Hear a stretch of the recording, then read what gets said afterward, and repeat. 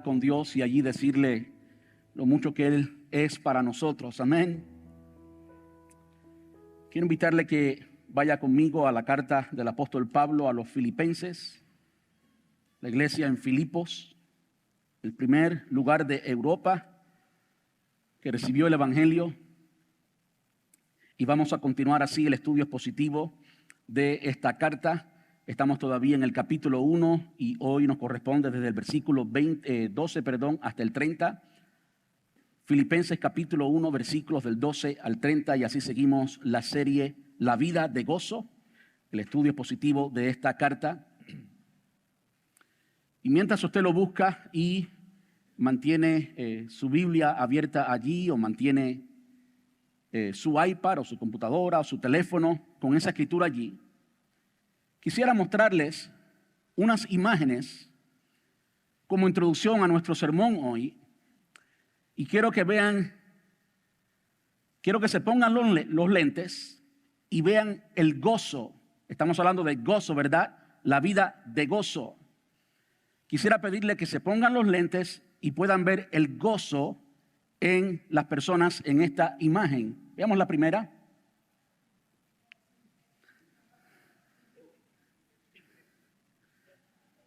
A ver, yo sé que primero les da gracia porque les dije de gozo y esa imagen no luce de mucho gozo. Pero miren bien.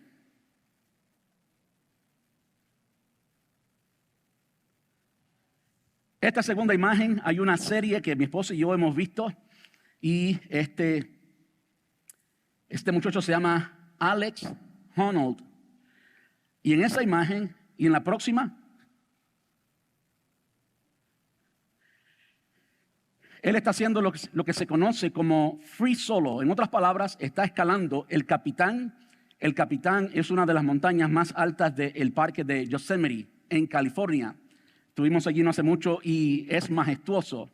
Yo parecía un tonto tomándole fotos a la roca, y si usted ve las fotos hoy, algunas de esas fotos son pura roca, como que no hay nada más que ver que roca. Y yo estaba tratando de comunicar, tratando de pasar a quienes vieran estas fotos la majestad que podemos percibir cuando estamos frente al Capitán. Y este muchacho, Alex Honnold, escaló el Capitán sin sogas. Y la pregunta de nuevo es, ¿pueden ver el gozo en él? Yo sé lo que muchos de ustedes están pensando. Lo que ustedes están viendo no es gozo, es locura. Ustedes están diciendo en caribeño, el tipo está loco, hay que ingresarlo. ¿Sí o no? Ok. Si usted ve esta piedra, o esta montaña de piedra, mejor dicho, puro mármol, usted queda atónito, y que alguien se haya atrevido a escalarlo sin sogas es por supuesto un gran riesgo, pero estoy seguro que para Alex fue también un gran gozo, la máxima expresión de gozo quizás en su vida. ¿Qué es lo que hace que mujeres como la que vimos en la imagen anterior pasen por experiencias como esas?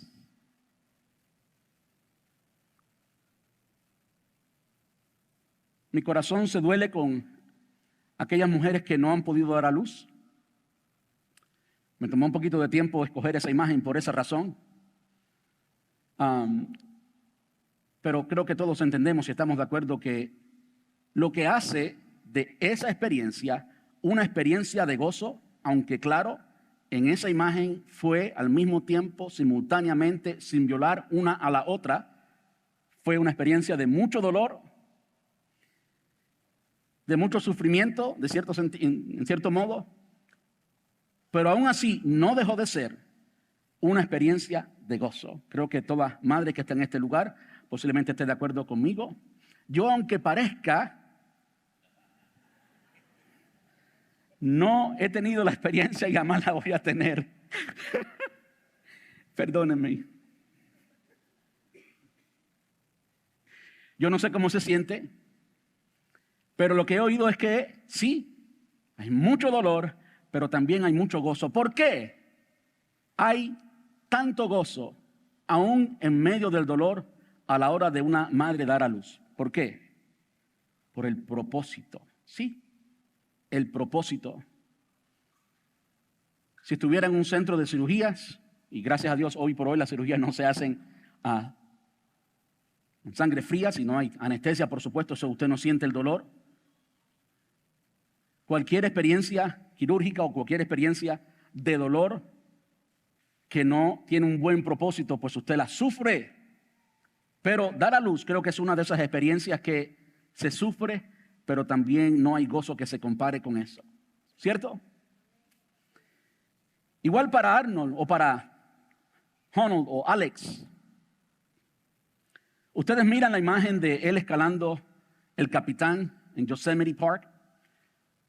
Y usted dice, es un riesgo que yo no estuviera dispuesto a tomar. En el viaje que hicimos de sabático, yo me subí a una lomita.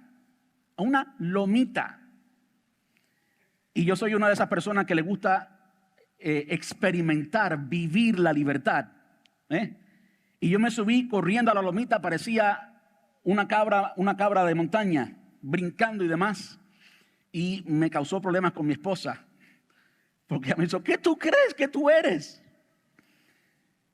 Yo estaba simplemente disfrutando mi libertad y mirando y brincando y disfrutando el momento. Cuando miramos esta imagen y miramos a Alex haciendo esto, usted puede decir, el hombre está loco. Usted puede sentir temor con solo mirar la imagen.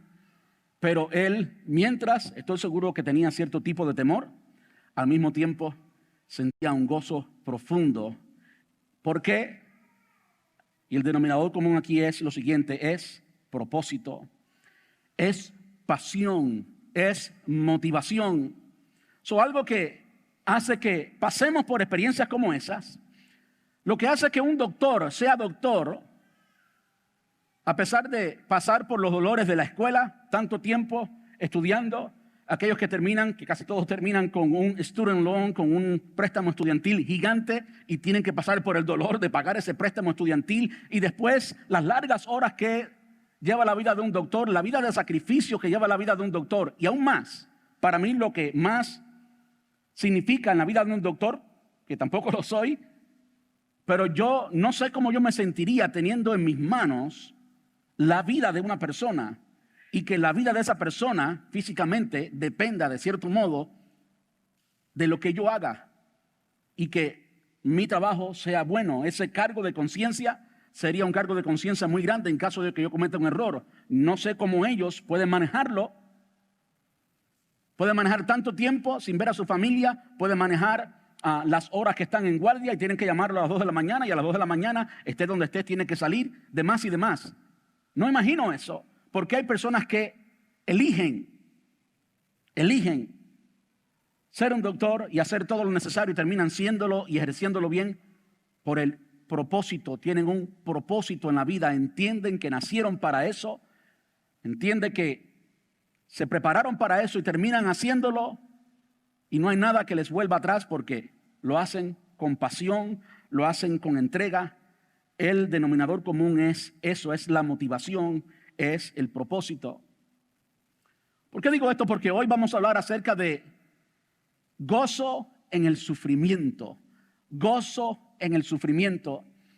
Y cuando hablamos de gozo en el sufrimiento, no estamos hablando de cualquier sufrimiento.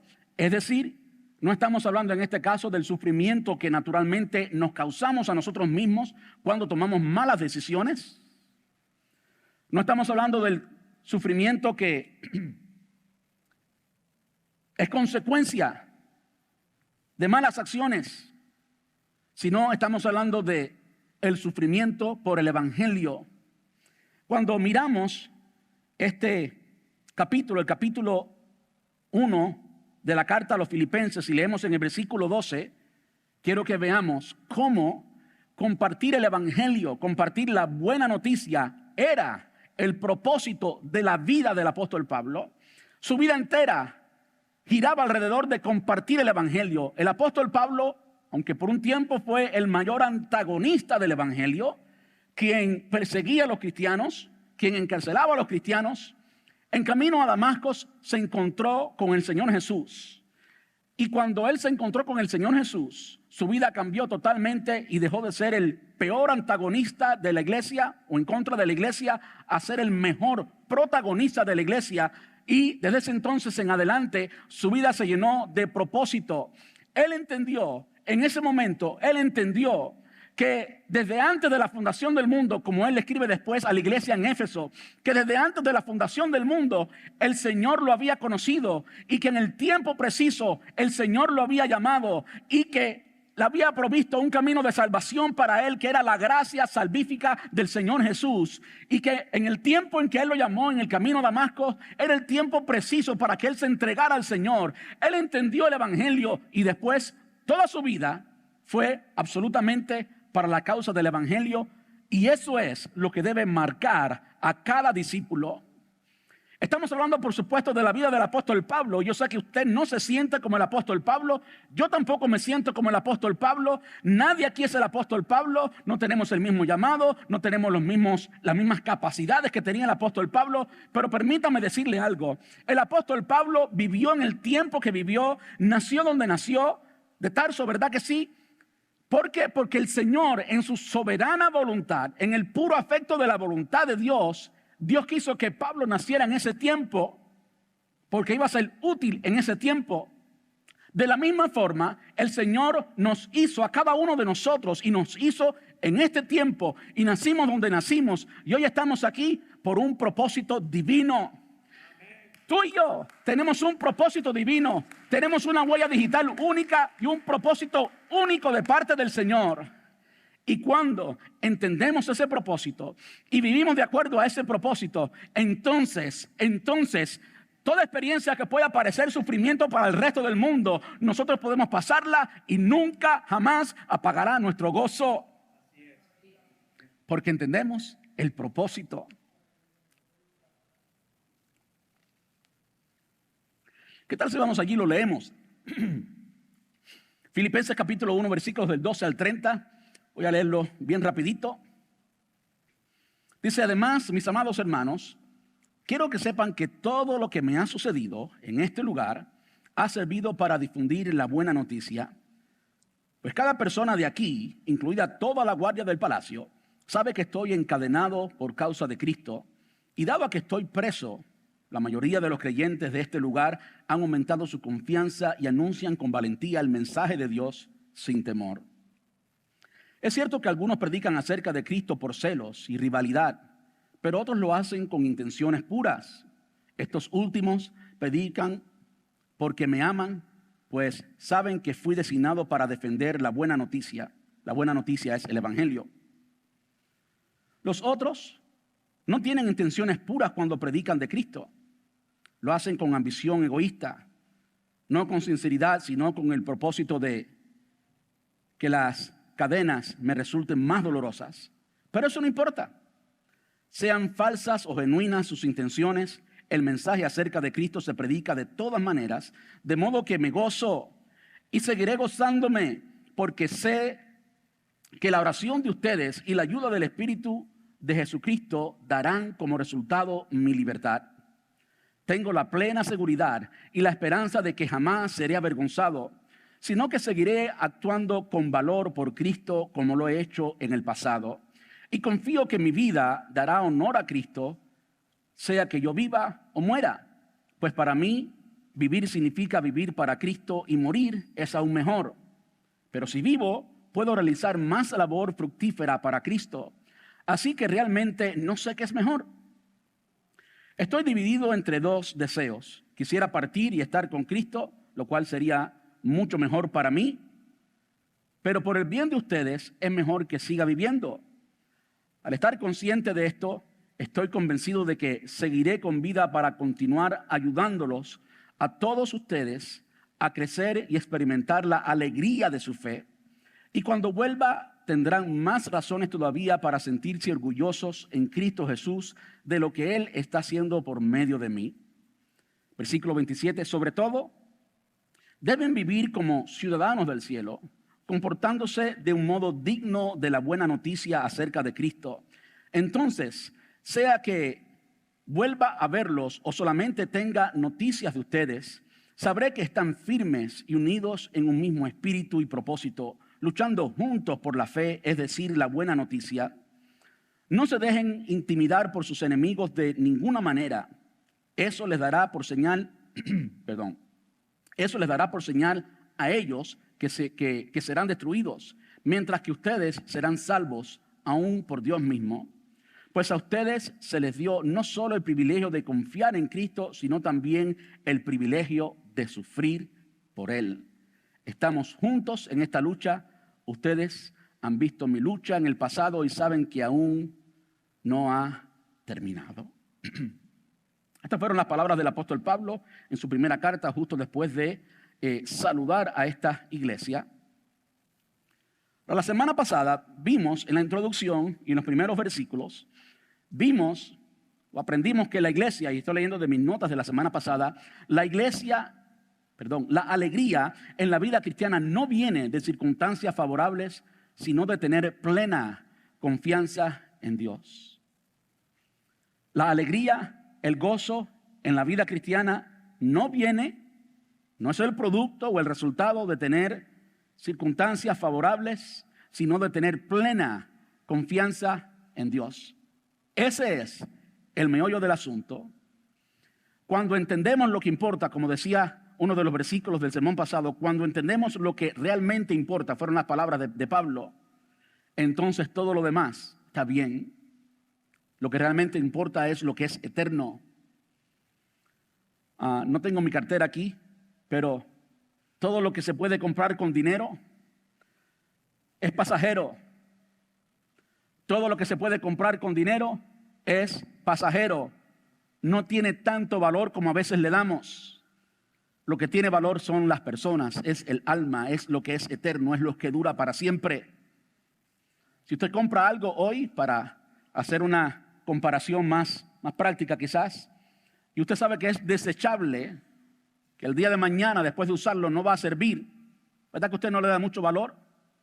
Usar un utensilio plástico, un tenedor plástico, es diferente a usar un tenedor de oro. El de oro, quizás usted lo recibió como herencia de alguien en su familia, usted lo valora con el alma.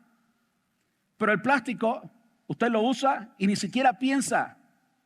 Usted lo bota inmediatamente y punto. No tiene valor. Y no tiene valor porque es pasajero, es insignificante. Cuando tú y yo miramos la vida y la miramos a través del lente bíblico y entendemos el valor y el propósito que Dios tiene en cada uno de nosotros, el valor de nuestra alma, entonces todo lo demás es desechable. Todo lo demás tiene un valor secundario, no es tan importante. Como decía, puedes confiar en el proceso de Dios contigo. Él lo terminará perfectamente. Esta es una de las enseñanzas, una de mis notas del sermón pasado. Podemos confiar en el propósito de Dios. Dios tiene un propósito con nosotros. Él nos introduce y para Él cumplir ese propósito hay un proceso. No es instantáneo. En nuestro tiempo todo nos gusta instantáneo. Tocas un botón y inmediatamente tienes el resultado.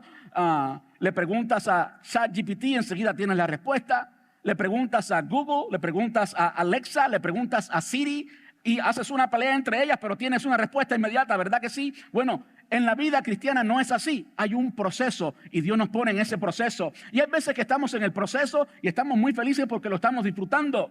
Pero hay veces que Dios nos tiene pasando por un tiempo muy importante del proceso. Digamos, tiempos de sufrimiento, tiempos de dolor, tiempo en que estamos cuestionando nuestra fe. Tiempo que estamos cuestionando el carácter de Dios. Tiempo en que estamos cuestionando si realmente somos hijos, si realmente Dios existe, si verdaderamente Él me ama, si verdaderamente Él tiene poder, ¿por qué yo estoy pasando por esto? Tiempo en que nuestra fe es puesta a prueba. Tiempos de sufrimiento. Pero permítame decirle algo. Dios sabe lo que está haciendo. Dígame de nuevo. Dios sabe lo que está haciendo. Nosotros no sabemos, pero Él sí sabe. Y lo que Él está haciendo es algo perfecto. Es algo para la gloria de Él. Y Él no hace basura. Él todo lo que hace, lo hace bien. Él lo termina. Él lo lleva hasta el final del proceso. Cuando vamos a la palabra de Dios, tenemos que entender cuál es el propósito de Dios por nuestra vida. Yendo a la imagen de la mujer dando a luz. ¿Por qué daba luz con gozo? Por el propósito. Porque Alex escalaba esa montaña a pesar de todo lo que implica, porque él tenía un propósito, tenía una motivación. Y si ellos tienen un propósito humano, y yo no sabía si esa mujer era cristiana, si los propósitos humanos son así, ¿cuánto más no serán los propósitos divinos? ¿Cuánto más no será cuando alguien entiende cuál es su propósito divino?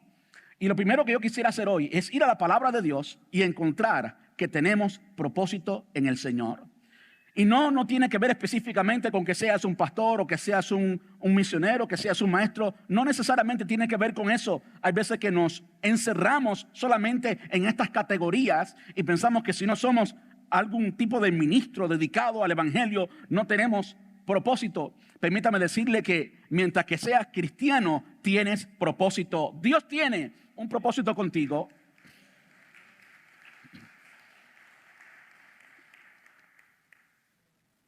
Si va conmigo a Génesis, no aparece en sus pantallas, usted puede mirarlo en su celular, en su Biblia. Si usted va a Génesis capítulo 1, versículos 26 y 27, dice que Dios dijo, ¿quién dijo? Dios dijo, hagamos, ahí está la Trinidad. Dios no estaba loco, estaba hablando entre ellos, hagamos al hombre a nuestra imagen, conforme a nuestra semejanza. Y luego dice, eso fue lo que dijo, y después lo hizo, y creó Dios al hombre a su imagen, a imagen de Dios lo creó, varón y hembra los creó. Este pasaje resalta que fuimos creados a la imagen de Dios, y lo que significa que tenemos el propósito de reflejar la imagen de Dios. Dios quiere que tú reflejes la imagen de Él. Y la imagen de Él está más bien expresada, se puede ver en el carácter. La imagen de Dios en ti es lo que las personas ven en ti. Tu carácter expresado en el afecto, expresado en tu comportamiento, expresado en tus palabras, expresado en tus acciones. Tú y yo tenemos un propósito. Si alguien pensaba que no tenía propósito, yo quiero decirle, usted tiene un propósito y es que las personas vean a Cristo en ti. Ese es un propósito. El Salmo 139, versículos del 13 al 16 dice, tú me hiciste, que tú formaste mis entrañas, tú me hiciste en el vientre de mi madre, tus ojos vieron mi sustancia y en tu libro fueron escritas todas aquellas cosas que fueron luego formadas sin faltar una de ellas. El salmista estaba inspirado y escribiendo este salmo decía, tal conocimiento es demasiado maravilloso para mí, alto es, no lo puedo entender. Si fuera los cielos, allí estás tú, si en el Seol hiciera mis estados, allí tú estás. Pero lo que voy es lo siguiente, este salmo enfatiza la idea de que Dios nos conoce desde antes de nuestro nacimiento y tiene un plan específico para cada uno de nosotros. Como Él dijo,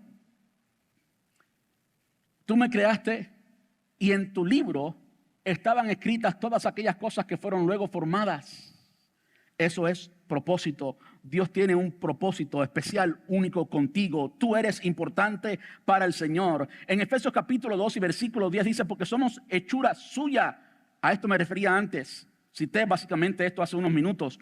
Porque somos hechura suya, creados en Cristo Jesús para buenas obras, las cuales Dios preparó de antemano para que anduviésemos en ellas. Ese Dios preparó de antemano significa que las preparó desde antes de la fundación del mundo, antes que tú nacieras. Ya Dios tenía un propósito para ti. ¿Y cuál es el propósito según este pasaje de Efesios para todo creyente?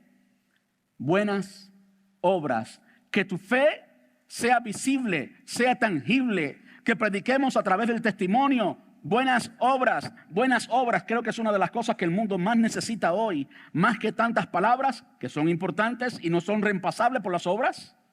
Tenemos que predicar el evangelio audiblemente, pero también tenemos que vivirlo. Buenas obras es parte del propósito de Dios con cada uno de nosotros. ¿Qué tal si vamos al Salmo 150? Dice, todo lo que respira, alabe a Jehová. Fuimos creados para alabanza de Él. Todo lo que respira, alabe a Jehová. Isaías 43, versículo 7 dice, todos los llamados de mi nombre, todos los llamados de mi nombre, para gloria mía los he creado. Los formé y los hice, Y claro, aunque este pasaje habla específicamente de Israel, es una profecía para Israel. Isaías 43, versículo 7, dice, todos los llamados de mi nombre. Aunque la profecía fue para Israel, todos nosotros somos llamados. No podemos aceptar, no podemos recibir el evangelio si Él no nos invita. Todos nosotros podemos responder al evangelio por una invitación. En otras palabras, tú y yo, aunque somos llamados diferente a como fue llamado el pueblo de Israel, tú y yo también somos llamados. Esto es una invitación especial que el Señor hizo a cada uno de nosotros. Todos los llamados de mi nombre, para gloria mía los he creado, los formé y los hice. Tú fuiste creado para la gloria de Dios. Tú tienes propósito. Primero a los Corintios 10, 31, y con este termino este punto. Así que, como ya sabéis, primero a los Corintios 10, 31. Así que, ya comáis o bebáis o hagáis cualquier otra cosa, hacedlo todo para la gloria del Señor. Hacerlo todo para la gloria del Señor. ¿Qué hemos visto allí? Hemos visto propósito. Tú y yo existimos para su gloria. Cuando algo se sale de esto, quizás cause mucho sufrimiento, mucho dolor. En este sermón, en esta prédica, no estamos hablando de ese sufrimiento y de ese dolor fuera del propósito de Dios, fuera del propósito divino. En este sermón estamos hablando de gozo en el sufrimiento, pero el sufrimiento que es causado por vivir en el propósito de Dios. Queremos hacer esa aclaración. ¿Por qué? Porque alguien dice, ¿qué diferente es la vida cristiana? ¿De qué me sirve? A mí me han hecho esta pregunta después de bautizarse precisamente. Así que he oído todos los que se han bautizado. ¿De qué me sirvió bautizarme si ahora tengo tal y tal y tal problema? Evidentemente la persona pensaba que convertirse al cristianismo y tener a un Dios todopoderoso como Padre es símbolo o es sinónimo de no tener sufrimiento. Pero sabemos que eso no es lo que nuestro Padre nos enseñó. ¿Sí o no? ¿Qué nos enseñó nuestro Padre? Que es necesario, no es ni siquiera opcional, es necesario. En otras palabras, es porque es así. Es necesario que a través de muchas tribulaciones entremos en el reino de los cielos. ¿Sí? El que quiera venir en pos de mí, esto es un requisito para ser creyente, el que quiera venir en pos de mí, niéguese a sí mismo. Eso es doloroso. Tome su cruz cada día. Eso es doloroso. ¿Hay dolor en la vida cristiana? Claro que sí. ¿Cuál es la diferencia? ¿Cuál es la diferencia? Que fuera del evangelio, fuera del propósito de Dios, hay sufrimiento. Pero ese sufrimiento es un sufrimiento sin propósito. Es simplemente consecuencia del pecado, ya sea el pecado que tú has practicado o el pecado que practicó otra persona, pero de una manera u otra tú estás sufriendo y ese sufrimiento, pues no sé cómo tú tengas solución para él. Pero cuando tú y yo estamos en Cristo y nuestra vida está en Él y entendimos que fuimos escogidos en Él desde antes de la fundación del mundo y que tenemos un propósito, ahora entendemos que nuestra vida está en las manos de Dios y cuando Él nos pasa por un proceso u otro, Él tiene un propósito y Él sabe lo que está haciendo. Vamos a ver como Pablo lo decía en la carta a los Filipenses, en el versículo 12 en adelante.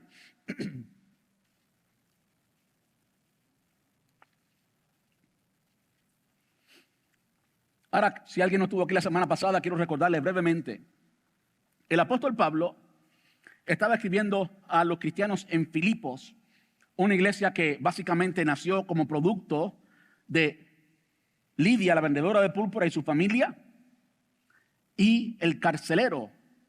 El apóstol Pablo había estado en Filipos en la cárcel. Dios hizo una maravilla, un milagro, y libró a Pablo y Silas de la cárcel. Y el carcelero, que fue testigo de todo, él y toda su familia se convirtió. La iglesia de Filipos nació, de cierto modo, en la cárcel por esta razón.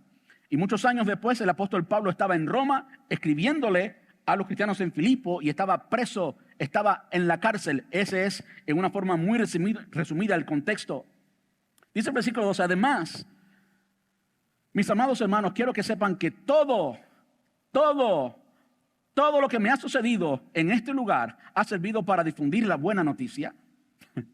El apóstol Pablo soñaba con ir hasta Roma, porque era el centro del mundo, básicamente, el centro del Imperio Romano. El Imperio Romano se dirigía desde esta ciudad, la ciudad de mayor influencia en todo el mundo en ese tiempo. Pablo quería estar allí y él no sabía cómo Dios lo iba a llevar hasta allí. Fue hasta allí como preso, pero llegó hasta allí. Y lo que él dice aquí es que él quería que los cristianos en Filipos supieran que todo lo que le había sucedido en ese lugar fue bueno para difundir la noticia. ¿Se dan cuenta del propósito? La palabra para indica propósito.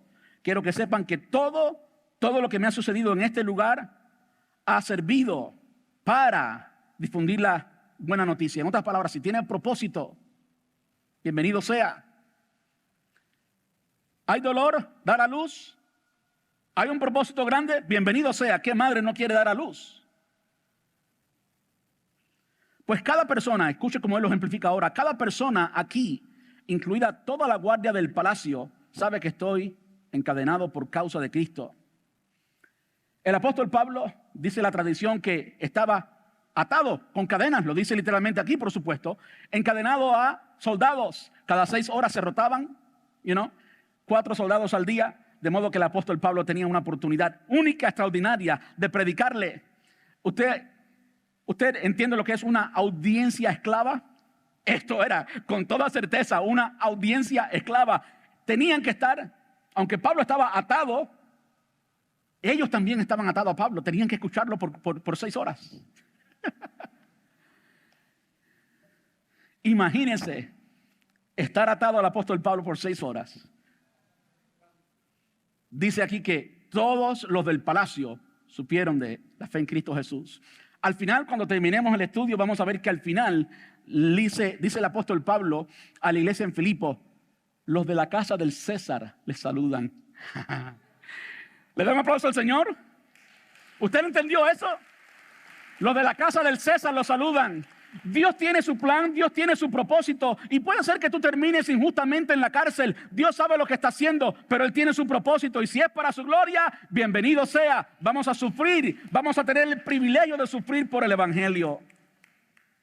Ahora, además de lo que acabo de decir, estar encadenado a estos soldados romanos, dice: y dado a que estoy preso, escuchen lo que sucede ahora, y por favor miren cómo el apóstol Pablo le da gozo la multiplicación. En nuestra iglesia, presentaba ahorita la visión de nuestra iglesia a nuevos creyentes en nuestra familia, y les decía que existimos para ser discípulos auténticos de Jesús, que hagan discípulos a otros. En otras palabras, para multiplicarnos. ¿Sí o no? Para multiplicarnos. Mire cómo el apóstol Pablo se gozaba estando preso. Y dado a que estoy preso, la mayoría de los creyentes de este lugar han aumentado su confianza y anuncian con valentía el mensaje de Dios sin temor. ¿Qué es lo que Pablo había hecho todo este tiempo? Anunciar el evangelio sin temor. Ahora estaba allí, no podía hacerlo, pero adivina qué, ya que él no podía hacerlo, todos los de la ciudad, todos los de Roma, la mayoría dice aquí, ¿qué estaban haciendo ellos? Haciendo lo que hacía el apóstol Pablo. Pablo había hecho discípulos, y esos discípulos estaban haciendo discípulos, estaban proclamando el evangelio sin temor. Pablo se había multiplicado. Hay veces que yo le digo a personas: no debes hacer tanto, debes hacer esto y aquello, porque hay personas que quieren hacerlo todo, y a veces pues se ofenden conmigo. ¿Sabes qué? Hay que dar oportunidad a que otras personas sirvan. Hay que dejar que otros se desarrollen, porque todo el mundo es útil. Le digo a todo el mundo en las presentaciones, en nuestra iglesia, todo el mundo es útil. Todo el mundo tiene que tomar parte en esto. Quiero que veamos algunas cositas y el tiempo se me acaba. Es cierto que algunos predican acerca de Cristo por celos y rivalidad, pero hay otros que lo hacen con intenciones puras. Estos últimos predican porque me aman, pues saben que fui designado para defender la buena noticia. Los otros no tienen intenciones puras cuando predican de Cristo. Lo hacen con ambición egoísta, no con sinceridad, sino con el propósito de que las cadenas me resulten más dolorosas. Pero eso no importa. Usted ha escuchado personas, usted se ha contado con personas que es imposible apagarle el gozo. Ese es un creyente maduro. La respuesta de creyentes maduros ante cualquier circunstancia: nosotros no tenemos el control de las intenciones del corazón de nadie. Usted no puede gobernar las intenciones de nadie. Usted solamente puede gobernar sus intenciones, sus acciones. Y después que usted gobierne sus intenciones y sus acciones, listo. Cómo las personas responden, cómo las personas reaccionan a lo que usted hace, pues es responsabilidad de ellos. Y Pablo decía, aunque ellos hayan reaccionado incorrectamente, aunque prediquen por rivalidad, por competencia, por lo que sea, ¿y qué importa? Están predicando. No es asunto de él. No hay nada en el exterior, no había nada que pudiera cambiar el gozo en el corazón de Pablo, porque de una forma u otra se predicaba el evangelio. Hay algo que me ministró preparando este sermón y quiero hablarlo y cerrar con esto, aunque hay mucho más que pudiera decir.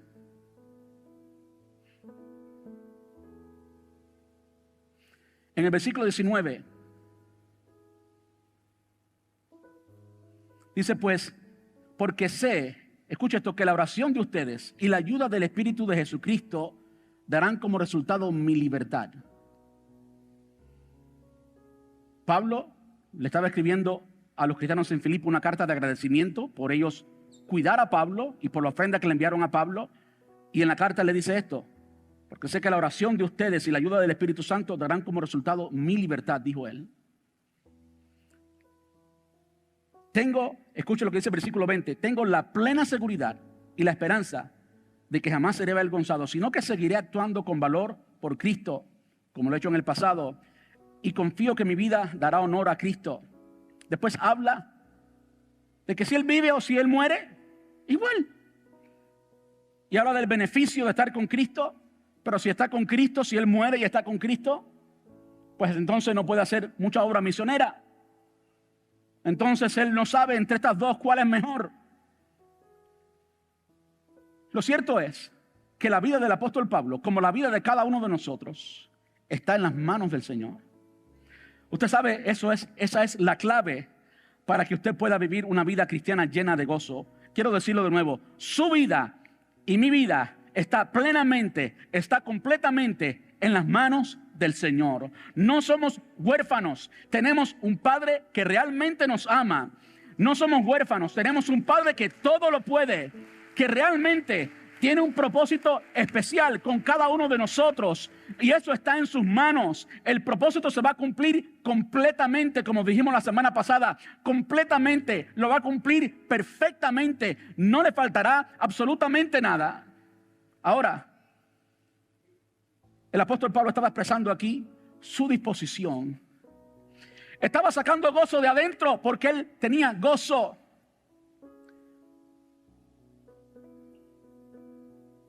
Dice el versículo 25, les leí el 19, porque sé que la oración de ustedes y la ayuda del Espíritu Santo o del Espíritu de Jesucristo darán como resultado mi libertad. Versículo 25, al estar consciente de esto, estoy convencido de que seguiré con vida para continuar ayudándolos a ustedes a crecer y a experimentar la alegría de su fe. Y cuando vuelva, tendrán más razones todavía para sentirse orgullosos de Cristo. ¿Saben por qué eso me ministra profundamente? ¿Saben por qué? Porque el apóstol Pablo no volvió a Filipos. Esto se escribió en el año 60 aproximadamente. Después de esto, el apóstol Pablo escribió otras cartas. Lo último que escribió fue la segunda carta a Timoteo. Y se entiende que fue decapitado por el Imperio Romano. No regresó. ¿Cuántas cosas hay en tu vida que tú no tienes respuesta? ¿Cuántas incógnitas hay? ¿Cuántas cosas que no hemos entendido?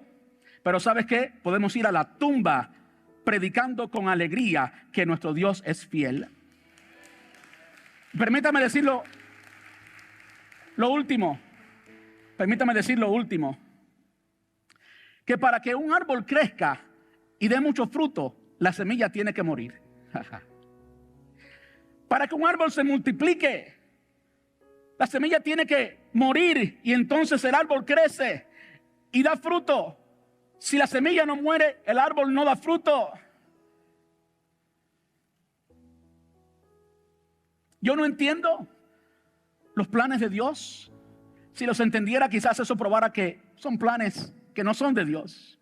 Pero hay veces que no podemos entender el plan completo de Dios para cada una de nuestras vidas. El apóstol Pablo murió deseando esto y confiando en la fidelidad de Dios. ¿Fue Dios fiel? Claro que Dios fue fiel. Dios fue fiel a su propósito. Es por eso que no hay nada mejor que vivir en el centro de la voluntad de Dios, en el propósito divino. Y cuando vivimos en el centro de la voluntad de Dios, en el propósito divino, como Él ya había dicho en los versículos anteriores, para mí el vivir es Cristo y el morir es ganancia. De modo que lo peor que nos puede suceder en la vida es la muerte, ¿verdad que sí? Y aún la muerte es sorbida en victoria por Cristo Jesús. Eso no fue lo que dijo Oseas, eso no fue lo que dijo Isaías. Sorbida es la muerte en victoria. Y el apóstol Pablo se lo dice a la iglesia en Tesalónica cuando habla acerca de la resurrección. ¿Saben qué? Hay una esperanza mayor. Hay algo mayor en cada uno de nosotros. Y cuando tú y yo vivimos enfocados en lo que realmente importa, entonces podemos tener una vida completamente, honestamente, llena de gozo. No importa el sufrimiento. No importa las tantas preguntas que tenemos. ¿Quién tiene respuesta a todas las preguntas? Nadie. Nadie tiene respuesta a todas las preguntas. Ni el ateo, ni el que cree en otro Dios, ni ningún cristiano. Nadie tiene respuesta a todas las preguntas. Pero sí tenemos algo. Tenemos la plena certeza y la confianza de que Él nos ama. Él lo demostró en la cruz del Calvario. No puedes borrarlo, no puedes ir atrás y borrarlo de la historia. Él murió por ti y murió por mí, y eso demostró el amor del Señor Jesús. Él es quien nos sostiene, y Él ha ido a preparar un lugar para nosotros que nada ni nadie podrá destruir, nada ni nadie podrá romper ese plan. Eso es suficiente. Para mí el vivir es Cristo y el morir es ganancia. Y mientras que vivamos en el plan y el propósito de Dios, venga el sufrimiento que venga, lo vamos a pasar con gozo. Eso es lo que el apóstol Pablo dijo de Jesús, que con gozo sufrió la cruz, menospreciando el oprobio. Él dio el ejemplo, Él lo hizo. Jesús, ¿saben por qué lo hizo? Porque Él sabía que al tercer día iba a resucitar. Y después cuando se fue dijo: yo los dejo aquí, pero voy a preparar lugar para vosotros, y así como me ven ir, vendré y os tomaré a mí mismo. Esa es la alegría de la vida cristiana. Ese es el meollo de por qué podemos pasar por sufrimiento. Todo sufrimiento en la vida cristiana tiene un propósito, y el propósito es lo que decía al principio: reflejar la gloria del Señor. Vamos a estar puestos en pie.